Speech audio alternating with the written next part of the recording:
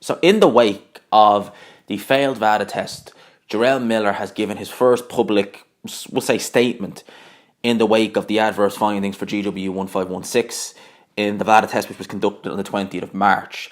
Now, Jarrell Miller has taken to Instagram and has basically proclaimed his innocence, protested his innocence, and basically stated that he has never knowingly taken a banned substance. Now, I'm going to read what Jarrell Miller says. I believe he's wrote this up on Instagram. But I want to touch on, so I've just literally seen an Eddie Hearn interview on Sky Sports where he is saying that the opponent for Anthony Joshua will be announced next week.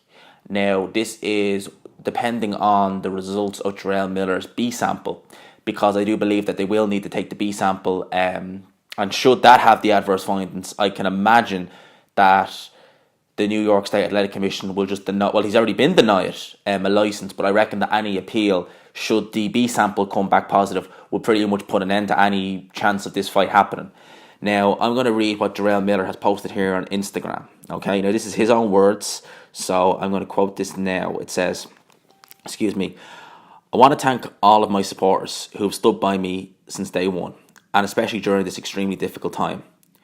I have not been tuned in to social media and any other media outlets to focus and channel all my energies into hard work with no distractions. I'm absolutely devastated upon hearing the news my license has been revoked in New York State, and I will be vigorously appealing this decision. I have never, and he is in capitals, knowingly taken any banned substance, and when I found out the news last night, I was totally shocked. My team and I stand for integrity, decency, honesty, and together we stand to fight this with everything we have. This was a voluntary test I was happy to do, and these results came back just 1 week after another voluntary test I had taken, which was completely clean. I refuse to lie down and let my dreams be taken away from me when I know in my heart that I've done nothing wrong. 15 years of hard work. I am a warrior. I don't need any banned substance. Remember, don't believe everything you hear and see. The facts will prevail and I shall be vindicated. I don't have anything to hide and the truth will make itself known. Now, underneath that, the first comment I'm seeing is from Dylan White, and he just says, interesting. Make it out what you will. That's what Jarrell Miller has said on this. So he's basically reiterating the case that he's never knowingly taken a bad substance. So what you can ascertain by that is that possibly, and I'm not saying it's done this for this GW1516, I'm saying it could be in the past, maybe because he did, I believe, fail drug test a few years back, and it could have been, I think it was, for like over-the-counter supplements. I remember Bermain Stavern failed the drugs test there before he was meant to fight Povetkin in 2016. Obviously that fight never went ahead, but I think it was some energy drink that Stavern bought over the counter. He failed the drugs test on that, and it was just some energy drink that had a bad substance. So it is easy to get caught out with some of these things, which I will admit to that. But there's one thing I want to read in here. He says here, I'm just reading it again. He says, the voluntary test that I was happy to do, and the results came back just 1 week after another voluntary test I had taken, which was completely clean.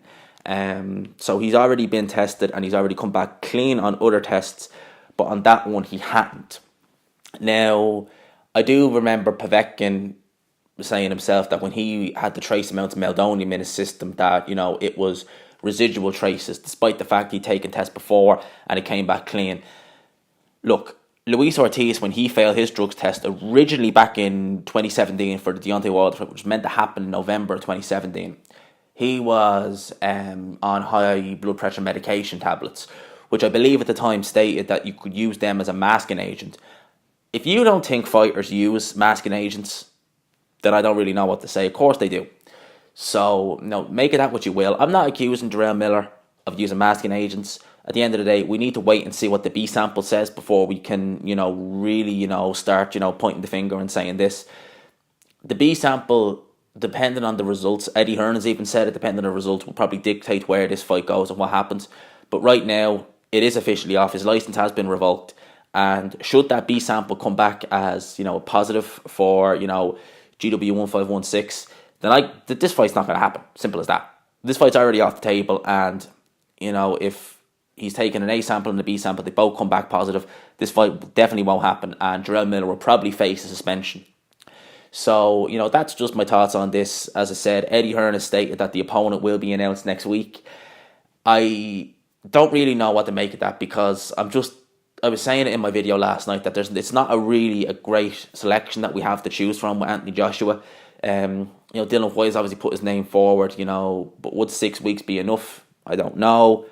And again, like, it's two British fighters fighting in America. Would that really draw the fans in? Obviously the UK fans would travel, but the American fans, would they really want to see a Brit versus a Brit in Madison Square Garden? I don't know. Dylan White's not very known in America either, so it might not be the best idea. Whereas you got like guys like Luis Ortiz, who's even said like he probably wouldn't be ready. Adam Kalnacki, I don't think he's ready, and I wouldn't like to see that fight either, to be honest with you. But then of course you've guys like Michael Hunter. Michael Hunter is a decent contender, and he would come to win. But I just think Michael Hunter is really a cruiserweight. He is a very good fighter, though. Don't get me wrong. Michael Hunter is a very good fighter, but it's not really looking like we have a massive, massive like working range of heavyweights. So yeah, that's that. Like, obviously I hope this kind of gets resolved and we can see what the B sample gets, and I hope we see a good competitive fight on June the 1st, regardless of who's fighting, because that's what we want to see. We want to see these competitive fights. We want to see good fights. So anyway, let me know what you guys think. Leave your thoughts down below. If you enjoyed the video, as always, please leave a like. Really does help. Share the video if you felt it was useful. If you're dropping by the channel for the first time and you like the content, please hit subscribe. And as always, I will talk to you after.